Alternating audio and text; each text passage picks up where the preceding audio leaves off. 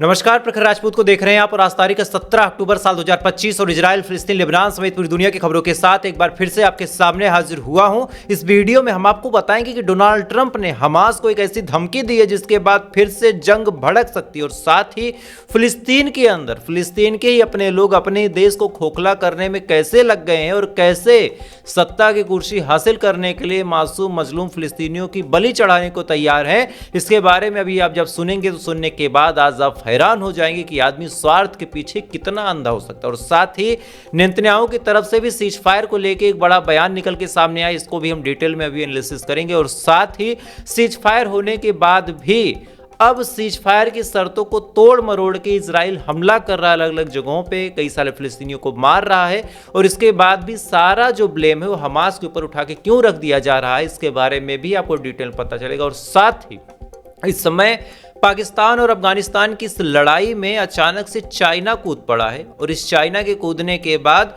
America के भी आने के चांसेस बढ़ रहे हैं और अगर सच में अमेरिका आ जाता है तो कहीं ना कहीं ये पूरी लड़ाई वर्ल्ड वार की तरफ खिंचती चली जाएगी। अब ऐसा क्यों कह रहा हूं, इसके बारे में भी अभी हम डिटेल में एनालिसिस करेंगे। इस वजह से वीडियो को लास्ट तक जरूर देखिएगा क्योंकि आज की खबरें बहुत ज़्यादा अहम है, बहुत ज़्यादा इंपॉर्टेंट है। लेकिन अब इससे पहले की खबरों को बताना शुरू करूं, अगर आप चैनल पर नए हैं तो वीडियो को लाइक कर लें, चैनल को सब्सक्राइब करके अपना प्यार दे दें। और साथ ही इजराइल और फिलिस्तीन की इस जंग में आप किसके साथ खड़े हैं, इजराइल के साथ खड़े हैं या फिर फिलिस्तीन के साथ खड़े हैं, एक बार कमेंट करके जरूर बता दीजिएगा। क्योंकि जब आप कमेंट करते हैं तब पता चलता है कि किस देश के कितने सपोर्टर, कितने चाहने वाले मेरी वीडियो को देखते हैं। तो आप अगर चाहें तो कमेंट करते रहें, तब तक एक एक करके मैं आपको खबरें बताता हूं। और सबसे पहली और सबसे जो मेन अहम खबर है वो फिलिस्तीन की है। आज बात मैं गजा की नहीं करूंगा, आज बात टोटल फिलिस्तीन की करूंगा। और क्यों करूंगा डिटेल में आप समझिए तब आप समझ पाएंगे।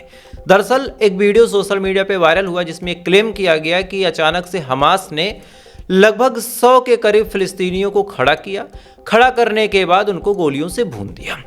अब ये वीडियो जब सोशल मीडिया पे वायरल हुआ तो तमाम लोग शॉक में आ गए कि भाई हमास तो कहता था कि हम फिलिस्तीनियों के लिए लड़ते हैं, हमास तो कहता था कि हम फिलिस्तीनियों के हक के लिए आवाज़ उठाते हैं, तो आज हमास ने ही फिलिस्तीनियों को क्यों गोली से भून दिया। इसके बाद तमाम लोगों ने इसका विरोध भी किया और कहा कि देखो हमास एक आतंकवादी संगठन है और इस संगठन ने अंत में अपना असली रंग दिखा दिया और यही है जो फिलिस्तीनियों को मारने का काम कर रहा है। उसके बाद तमाम जली कटी बातें और बाद में एक बड़ा तबका भी निकल के सामने आया जिसने हमास को डिफेंड करने की कोशिश की। उसका कहना था कि ये जो लोग थे ये दरअसल इजराइल के एजेंट थे, ये इजराइल के साथ मिलकर हमास को खोखला करने का काम कर रहे थे और साथ ही जानबूझ के फिलिस्तीन की आवाम को हमास के खिलाफ भड़का रहे थे। इसी वजह से इनको ठिकाने लगाना बिल्कुल जरूरी था। तो मजबूरी में भले ये लोग फिलिस्तीनी थे लेकिन हमास ने अपनी मजबूरी समझते हुए और गद्दारी के इल्जाम में इनको गोलियों से भून दिया। एक तबका डिफेंड में ये बात बोला और दूसरा तबका ये कह रहा है कि अगर कोई आपके खिलाफ आवाज उठाएगा तो क्या आप गोली मार देंगे। अब ये तमाम लड़ाई सोशल मीडिया पे 2-3 दिनों से लगातार चल रही है। मैंने इस खबर को आपको नहीं दिखाया लेकिन इसमें कहीं ना कहीं दिखाना मेरी गलती हो गई। क्यों हो गई अब आपको समझाता हूं। मुझे लगा कि एक फेक खबर है तो नहीं दिखाते हैं, लेकिन अब सच्चाई निकल के सामने आई कि इस खबर में तो बहुत कुछ छुपा है। दरअसल 2-4 और अलग अलग ग्रुप हैं, उनमें से एक मिलिशिया ग्रुप है, 1-2 और ग्रुप हैं जो फिलिस्तीन में वेस्ट बैंक में खान यूनुस में एक्टिव हैं और ये लगातार इस कोशिश में लगे हुए हैं कि एनी हाउ सत्ता की जो कुर्सी है हमको मिल जाए। कई सारे ऐसे ग्रुप हैं जिनको इजराइल फंड करता है, इसके बारे में मैंने 2 महीने पहले आपको बताया था। साथ ही कई सारे ऐसे ग्रुप हैं जिनको तुर्की फंड करता है, कई सारे ऐसे ग्रुप हैं जिनको अमेरिका फंड करता है। तो अलग अलग फंडिंग के जो ग्रुप हैं, आज सबके दिमाग में एक आइडिया आ रहा है कि क्यों ना सीज फायर हो ही गया है तो इसका फायदा उठा के हमास को डिसआर्म करवा दें और डिसआर्म करवाने के बाद यहाँ की जो कुर्सी उस पर हम बैठ जाएं। अब एक मिलिशिया ग्रुप का बयान निकल के सामने और उसने कहा कि हमास उस तर्ज पे काम करता है जिस तर्ज पे आईएसआई के आतंकवादी काम करते हैं, उस तर्ज पे हमास काम करता है जिस तर्ज पे कभी अलकायदा बम फोड़ता था, कभी ओसामा बिन लादेन बम फोड़ता था। सेम तरीके से सेम काम हमास भी करता है। इस वजह से हमास को खत्म कर देना चाहिए। हमास एक आतंकवादी संगठन है और हमास को आर्म के साथ यानी हथियार के साथ रहने का कोई हक नहीं है। अब आप सोचिए ये बात किसने बोली, ये फिलिस्तीन का एक मुसलमानों का ही ग्रुप है जिसका नाम मिलिशिया है और मिलिशिया ने ये बात बोली। अब क्यों बोली, मतलब बड़ा साफ है कि अगर हमास को तोड़ दिया जाए, हमास को डिस्ट्रॉय कर दिया जाए तो फिर क्या होगा। एक जो टेम्पोररी सरकार बनेगी उसमें कुर्सी पे बैठने का मौका मिल सकता है। और इसी बात का फायदा उठा के इन्होंने ये बात बोली। और जैसे ही ये बात इन्होंने बोली, अब आप देखिए कि आपस की गद्दारी देश को कैसे खोखला करती है। मिलिशिया ने ये बात बोली, इसी के जस्ट बाद डोनाल्ड ट्रंप का बयान निकल के सामने और उन्होंने कहा कि भाई अब तो फिलिस्तीन के लोग ही मान रहे हैं, फिलिस्तीन के लोग ही एक्सेप्ट कर रहे हैं कि हमास गलत कर रहा है और जो लोगों को गोली मार रहा है, फिलिस्तीनियों को गोली मार रहा है, ये तो सीज फायर की शर्तों के खिलाफ है। क्योंकि सीज फायर की शर्तों में ये बात साफ तौर पे लिखी गई थी कि कोई भी फिलिस्तीनियों को नहीं मार सकता, फिलिस्तीनी अगर मारे जाएंगे तो फिर हमला हो सकता है और सीज फायर रद्द हो सकती है। अब इस पे आप कहानी सुनिए कि डोनाल्ड ट्रंप ने फौरन बयान दिया और कहा कि अगर हमास ने इस तरह की हिमाकत दोबारा की तो फिर हम हमास को मारने के लिए गाजा पे फिर से हमले करेंगे। ये बात सुबह बोली। शाम को डोनाल्ड ट्रंप का एक प्रेस कॉन्फ्रेंस था, उसमें पूछा गया कि भैया एक बात बताओ डोनाल्ड ट्रंप साहब, ये हमास को डिसआर्म करने के लिए आपने कुछ सोच रखा है? इसके बाद डोनाल्ड ट्रंप ने कहा कि अगर हमास अपने हथियारों को नहीं छोड़ता है तो ऐसे हाल में हम खुद वायलेंस का रास्ता अपनाएंगे और वायलेंस का रास्ता अपनाने के बाद हम हमास को इतना मारेंगे, इतना मजबूर कर देंगे कि हमास हथियार छोड़ने पे मजबूर हो जाएगा, नहीं तो मारा जाएगा। क्या कुछ कहा, पहले वीडियो देखिए फिर इस पे डिटेल में हम बात करते हैं। We have told them we want to disarm and they will disarm, and if they don't disarm we will disarm them. And it'll happen quickly and perhaps violently. But they will disarm. Do you understand me? Yes. You say because quickly. everyone says, oh, well, they won't disarm. They will disarm. And I spoke to Hamas, and I said, you're going to disarm, right? Yes, sir, we're going to disarm. That's what they told me. They will disarm or we will disarm them. Got it? Okay. What is the deadline you're going to put on that? You say quickly, sir. Sir, you say quickly, but what is the deadline you're going to put on that before you take period action? of time. Pretty quickly. Mr. A President. reasonable period of time. Congratulations on इस video में आप साफ तौर पे सुन सकते हैं कि अब ट्रंप जो है वो हमास को सीधी सीधी धमकी दे रहे हैं और कह रहे हैं कि हमास सीज फायर की शर्तों को एक्सेप्ट भी नहीं कर रहा, उसको मान नहीं रहा, ये तमाम चीजें। लेकिन वही डोनाल्ड ट्रंप जो आज हमास को इतनी धमकी दे रहा है, चूंकि हमास के आसपास के जो ग्रुप है उन्होंने गद्दारी की, उन्होंने फिलिस्तीन की कुर्सी को कब्जा करने के लिए हमास को ही गलत ठहरा दिया। लेकिन हो क्या रहा है, सीज फायर को ब्रेक कौन कर रहा है, ये भी अब आप जान लीजिए, नहीं तो आपके दिमाग में आ जाएगा कि भाई फिलिस्तीन वाले ही गलत हैं। अब आप सुनिए, सीज फायर की शर्तों में साफ तौर पे लिखा गया था कि रफा बॉर्डर को खोला जाएगा और 600 ट्रक पर डे मदद की आएंगे।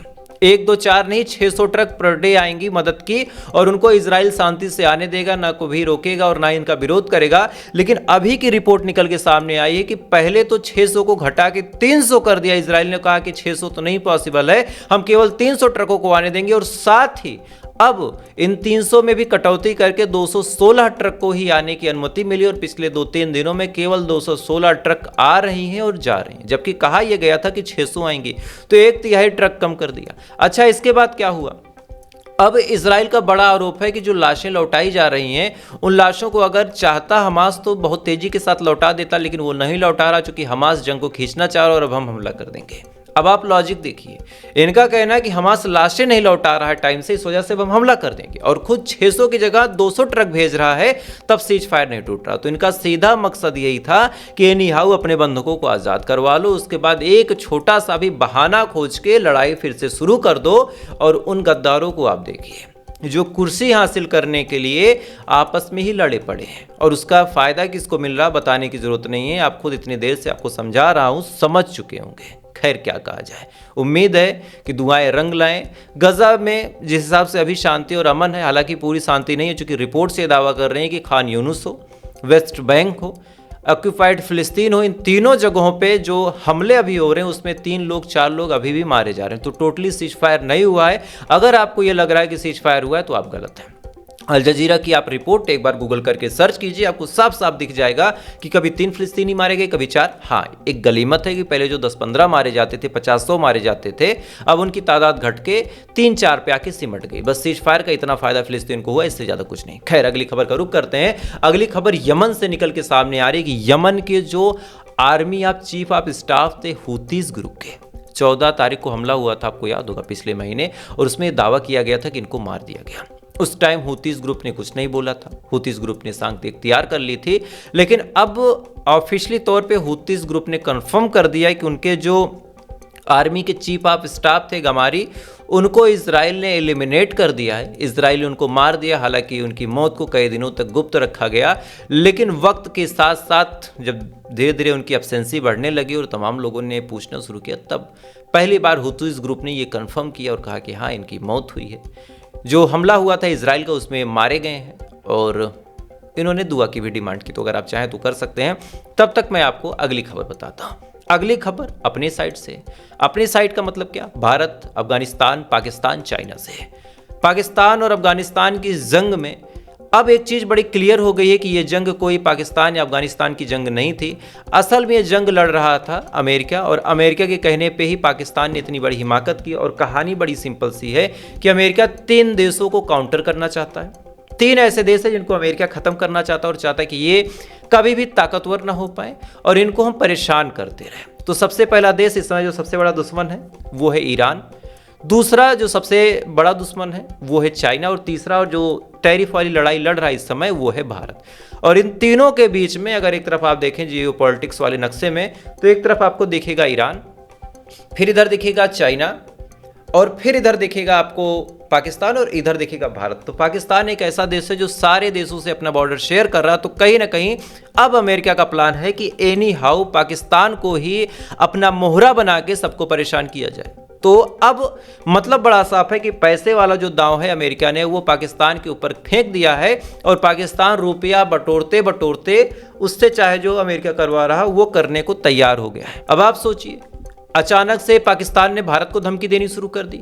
अचानक से पाकिस्तान का चाइना से ताल्लुकात खत्म हो गया। कैसे खत्म हो गया वो आप जान लो। चाइना के पोर्ट के जस्ट, जो ग्वादर पोर्ट है उसके जस्ट बगल वाले पोर्ट को अमेरिका ने ऑक्यूपाइड करने की जब बात की, तब पाकिस्तान ने कहा ठीक है हम आपको दे देंगे। ये जो नया पोर्ट देने की बात अमेरिका को की है पाकिस्तान ने, ये चाबहार पोर्ट जो ईरान का है उससे भी करीब है, लगभग 50-60 किलोमीटर की दूरी पे, और इधर चाइना ने जो ग्वादर पोर्ट बनवाया उसके भी लगभग 20 से 30 किलोमीटर की रेंज में। तो कहीं ना कहीं चाइना और ईरान को काउंटर करने के लिए उस पोर्ट का इस्तेमाल, और इधर भारत से टैरिफ वार लड़ने के लिए जानबूझ के भारत को उकसाना, उसको जंग के मैदान में खींचना, ये तमाम काम पाकिस्तान कर रहा। लेकिन चाइना इस चीज को समझ गया।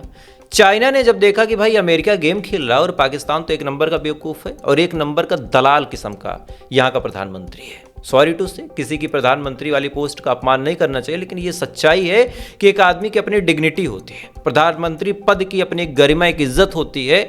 आप उस इज्जत को अगर बरकरार नहीं रखेंगे तो आपसे बड़ा हिजड़ा कोई नहीं है। क्यों कह रहा हूं अब आप समझिए। आप चाइना के दोस्त थे, आप चाइना के दोस्त बने रहते, चाइना ने आपको कभी धोखा नहीं दिया। आप ऑपरेशन सिंदूर में जब भारत के खिलाफ लड़ रहे थे तो चाइना ने खुल के आपकी मदद की थी, लेकिन इसके बावजूद आपको अमेरिका की चाटनी है। तो आपने चाइना के जस्ट बगल वाला जो पोर्ट है उसको अमेरिका को दे दिया कि यार तुम दोनों लड़ते रहो, बस मेरा फायदा होता रहे। चाइना ये चीज़ समझ गया, चाइना ने दांव खेल दिया। चाइना ने एक बात बोली और वहाँ के जो विदेश मंत्रालय के लोग हैं उन्होंने वो ऐसी बात बोल दी कि कोई लॉजिकल इंसान समझेगा तब सच्चाई समझ में आएगी कि चाइना क्या करना चाहता है।